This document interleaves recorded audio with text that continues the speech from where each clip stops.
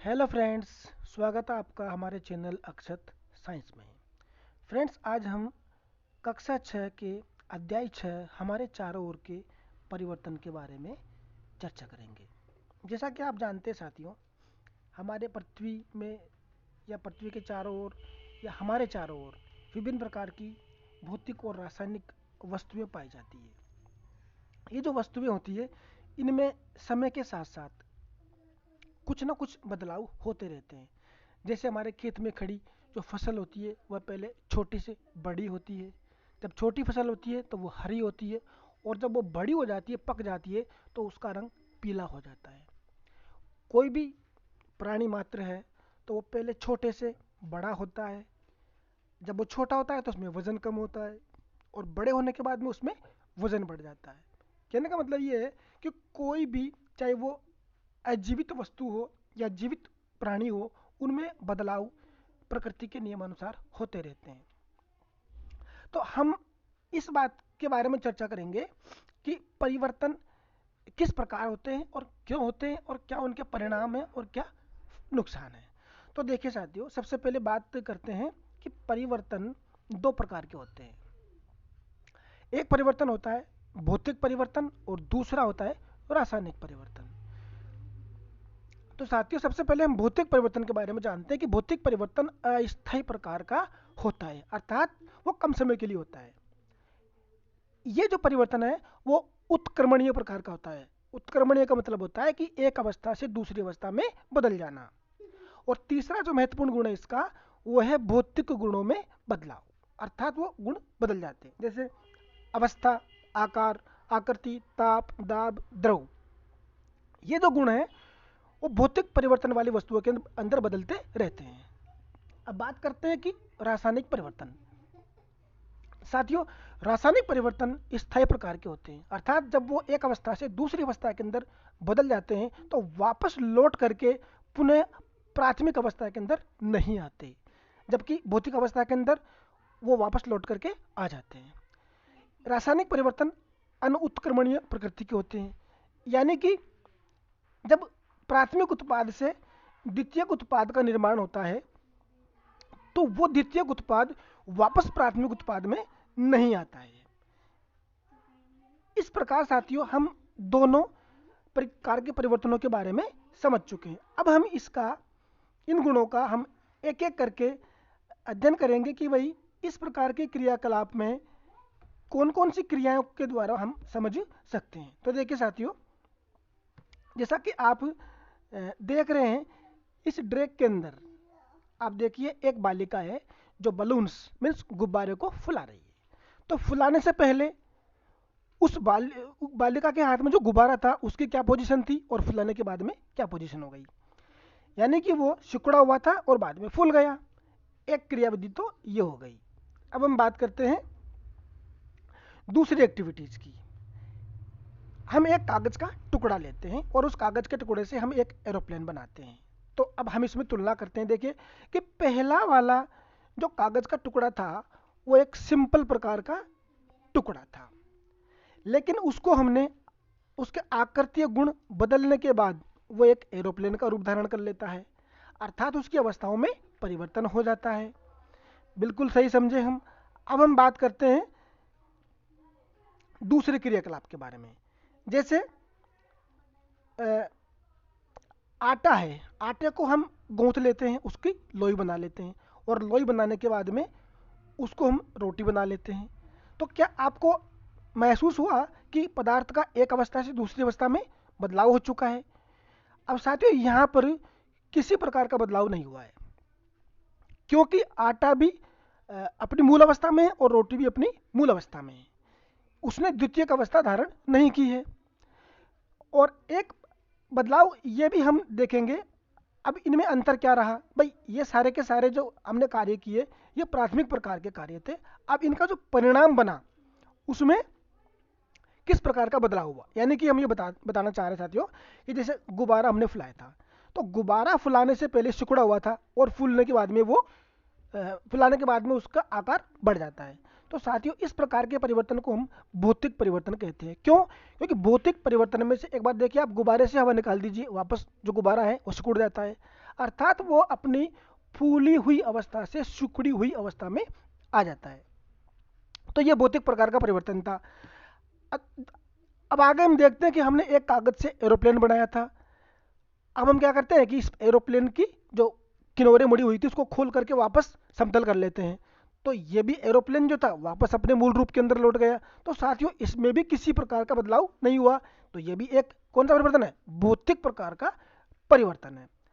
अब हम देखते हैं साथियों कि हमने खाना बनाने के लिए आटा गूंथा है, लोई बनाई है और चकले पर उसकी रोटी हमने बेली है। अब आप देखिए कि जब हम इसकी रोटी बेलते हैं तो ये एक प्रकार का गोल रोटी बन जाती है। यहाँ तक तो साथियों इसमें किसी प्रकार का बदलाव नहीं हुआ, आटा आटा ही रहता है, अर्थात ये एक भौतिक परिवर्तन है।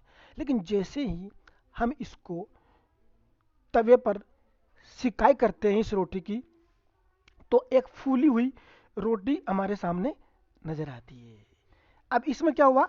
बदलाव हो चुका है, अर्थात ऐसा बदलाव जिसमें कोई भी प्राथमिक उत्पाद द्वितीयक उत्पाद में बदल जाए और वापस अपनी मूल अवस्था में नहीं लौटे, ऐसे प्रकार के परिवर्तनों को रासायनिक परिवर्तन कहते हैं। अब देखो रोटी जब सिक जाती है तो क्या वापस वो आटा बन जाती है? नहीं बनेगी।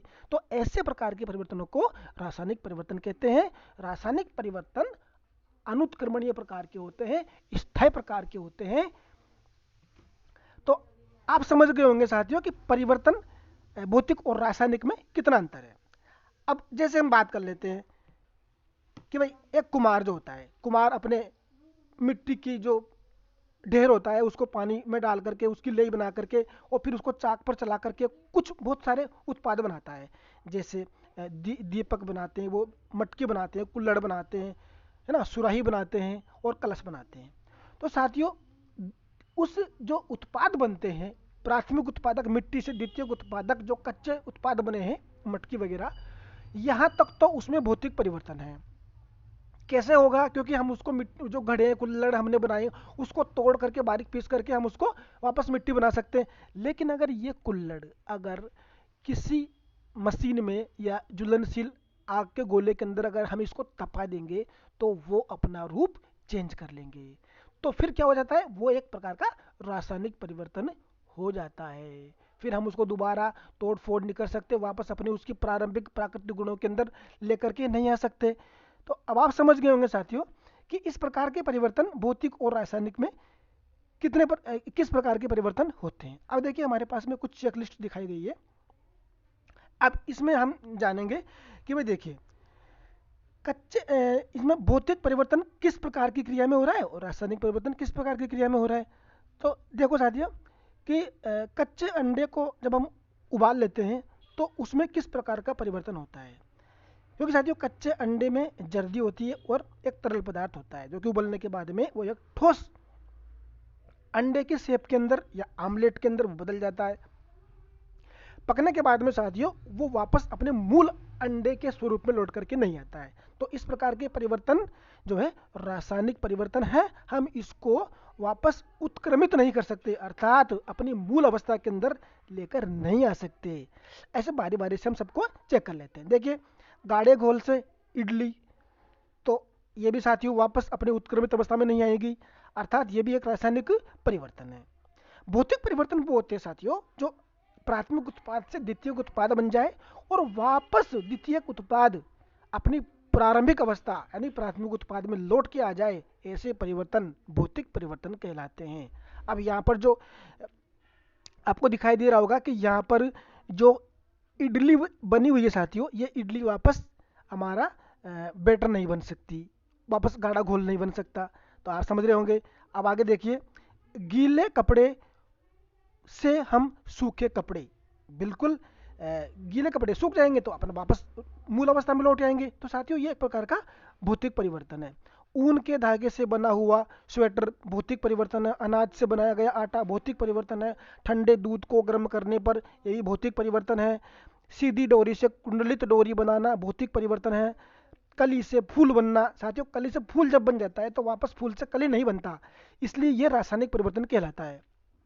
दूध से पनीर बनाना यह भी रासायनिक परिवर्तन है, क्योंकि जब पनीर बन जाएगा तो क्या हम पनीर से वापस दूध बना सकते हैं? बिल्कुल नहीं बना सकते। तो यह भी एक स्थायी और रासायनिक प्रकार का परिवर्तन है।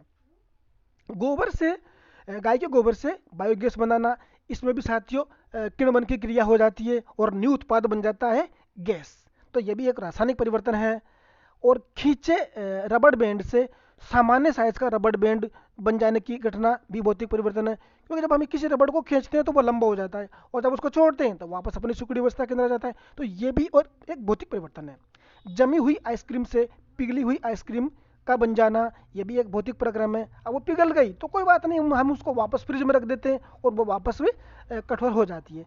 तो साथियों, हमने इस प्रकार समझने की कोशिश की कि भौतिक परिवर्तन और रासायनिक परिवर्तन क्या होते हैं। अब देखिए कुछ चीज़ें समझते हैं हम लोग कि हमारे पास में ये एक दराती, कुदाली, फावले और गेंती है। अब आप देख रहे होंगे इसमें बारी बारी से कि ये फावड़ा है, ये दराती है, ये हमारी जो है इसको हम गेंती बोलते हैं। अब आप देखिए कि ये जो हमारे सामने आपको इमेज में कुछ इंस्ट्रूमेंट दिखाई दे रहे हैं साथियों, इन इंस्ट्रूमेंट के अंदर कि आप देखिए लकड़ी को कैसे पिरोया जाता है। लकड़ी को छील करके और जब हम डायरेक्ट उसको पिरोते हैं तो वो आता नहीं है, उसमें फिट नहीं होता। तो क्या करते हैं कि जो ये दराती है या जो गेंती हमारी है, उस गेंती में इसका जो आप देख रहे होंगे ये एक वॉल्यूम है, इसमें हमको इस लकड़ी को फिट करना होता है। तो क्या करेंगे, वो जब वो उसमें नेचुरली फिट नहीं होता है तो इस वाली गेंती का जो ये पार्ट है इसको हम भट्टी में गर्म करते हैं। तो क्या होगा, वो प्रसारित हो जाता है, बड़ा हो जाता है और लकड़ी को आसानी से उसमें फिट करवा देते हैं हम लोग इस तरीके से, और ये गेंती बन जाती है। और वापस उसके ऊपर थोड़ा पानी डाल देते हैं ताकि वो सिकुड़ जाए। इस प्रकार साथियों आपने क्या देखा, पहले गेंती थी, फिर हमने उसको जो है गर्म किया तो वो प्रसारित हो गई, अर्थात अपनी मूल अवस्था से द्वितीय मूल अवस्था के अंदर चली जाती है और वापस अपनी द्वितीय मूल अवस्था से प्रारंभिक अवस्था में आ जाती है। तो आपने समझने का प्रयास किया साथियों कि जो ऐसे परिवर्तन जो बदलाव ले लेते हो और नए प्रारूप में चले जाए, लेकिन नए प्रारूप से वापस पुराने प्रारूप में आ जाए, ऐसे परिवर्तन भौतिक परिवर्तन कहलाते हैं। अब देखिए साथियों, कई बार आपने देखा होगा कि हमारी जो बैलगाड़ी के पहिए होते हैं उसके ऊपर एक लोहे की रोड या परत लगाई हुई जाती है।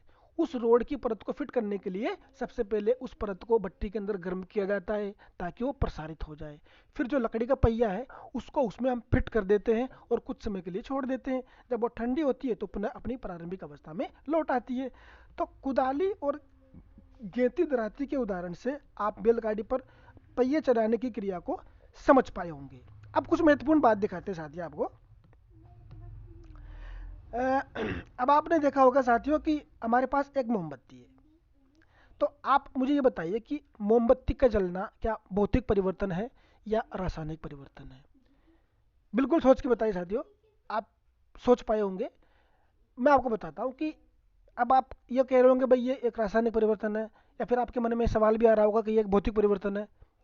बिल्कुल जवाब आपके दोनों ही सही है, लेकिन किस प्रकार से होंगे कि मोमबत्ती का जलना साथियों भौतिक और रासायनिक दोनों ही प्रकार की क्रियाएं होती है। देखिए मैं बताता हूँ। भौतिक परिवर्तन में हम इसको यूँ समझते हैं कि ये हमारी जो है एक मोमबत्ती है, सीधी खड़ी मोमबत्ती है। हम इस मोमबत्ती को किसी लैंप के अंदर या गैस के ऊपर रख करके हम इसको एक प्याली में गर्म करते हैं। तो आप समझ पा रहे होंगे कि ये पूरी की पूरी जो एक मोमबत्ती की जो स्टिक है ये पिघल करके और ये इस प्रकार का लिक्विड फॉर्म के अंदर चली जाती है। ये तो हमारा हो गया भौतिक परिवर्तन। क्यों? क्योंकि वापस इसी लिक्विड फॉर्म को हम किसी सांचे में डाल करके और ऐसी लंबी की लंबी जो स्टिक होती है वो हम उसको बना लेते हैं, ये वापस लंबी स्टिक बन जाती है। ये तो हो गई साथियों भौतिक परिवर्तन। अब ये रासायनिक परिवर्तन कैसे है? देखिए, जब हम इसको जलाते हैं तो उसमें उजाला होता है, दीप्ति निकलती है, रोशनी होती है और मोमबत्ती की जो साइज है वो धीरे धीरे करके लुप्त हो जाती है। तो अब सोचिए आप, क्या जली हुई मोमबत्ती या उजाले से हम क्या अपनी वापस नई मोमबत्ती की स्टिक बना सकते हैं? नहीं बना सकते ना। तो इसका मतलब क्या हुआ कि पहला उत्पाद मोमबत्ती जलने के बाद द्वितीय उत्पाद रोशनी में परिवर्तित हो गया और वो जो रोशनी थी वापस हमारे मूल उत्पाद अर्थात मोमबत्ती स्टिक में वापस लौट करके नहीं आएगी। तो मैंने आपको बताया था कि भौतिक परिवर्तन में प्राथमिक वस्तु द्वितीयक वस्तु में बदल जाती है और वापस जब लौट कर आती है तो वो अपने प्रारंभिक फॉर्म में आ जाती है। लेकिन यहाँ पर मोमबत्ती जो थी जलाने के बाद वापस लौट करके नहीं आई और वो हमारी जो है रासायनिक परिवर्तन की श्रेणी में आ जाता है। अब आप देखिए, हम किसी पात्र में पानी को गर्म करते हैं, है ना, करते हैं ना, तो गर्म करने के बाद वो जो द्रव होता है वो वाष्प के अंदर बदल जाता है, भाप बन जाता है। अब अगर उसी भाप को हम ऊपर कोई परत लगा देते हैं तो उस परत से टकरा करके वापस धीरे धीरे वो पानी की बूंदों के रूप में नीचे टिपकने लग जाता है। आपने क्या समझा कि द्रव ऐसी प्रक्रिया है जिसको गर्म करने के बाद भाप में और भाप से सीधे द्रव में लौट आती है, अर्थात ये एक भौतिक प्रक्रम की क्रिया हो गई। तो इस प्रकार साथियों, अब आपने ये समझ लिया होगा कि भाई भौतिक और रासायनिक प्रक्रम दोनों अलग अलग चीज़ें हैं। जैसे जैसे मोमबत्ती के साथ हमने बात की साथियों, उसी प्रकार से हम माचिस की तिल्ली जलाने के लिए भी हम समझ सकते हैं, और धूप बत्ती या अगरबत्ती को जलाने की घटना भी एक रासायनिक प्रकार की घटना में ही शामिल होते हैं। और इसी प्रकार साथियों, दूध से दही बनाना, दूध से पनीर बनाना, ये भी रासायनिक प्रक्रम के अंदर ही शामिल किया जाता है। तो साथियों, आप समझ गए होंगे कि भौतिक और रासायनिक परिवर्तनों में क्या अंतर होता है और ये हमारे लिए वाकई में कितने फायदेमंद होती है। तो निश्चित रूप से कई चीज़ें ऐसी होती है जो हमारे लिए लाभदायक होती है और कई सारी चीज़ें ऐसी होती है जिनसे हम प्रत्यक्ष रूप से लाभ नहीं मिलता। मुझे उम्मीद है साथियों आपको वीडियो अच्छा लगा होगा, और अगर अच्छा लगे तो प्लीज़ लाइक कीजिए, चैनल को सब्सक्राइब कीजिए और कमेंट कीजिए। अब मिलते हैं हम आपसे अगले वीडियो के अंदर, तब तक के लिए धन्यवाद।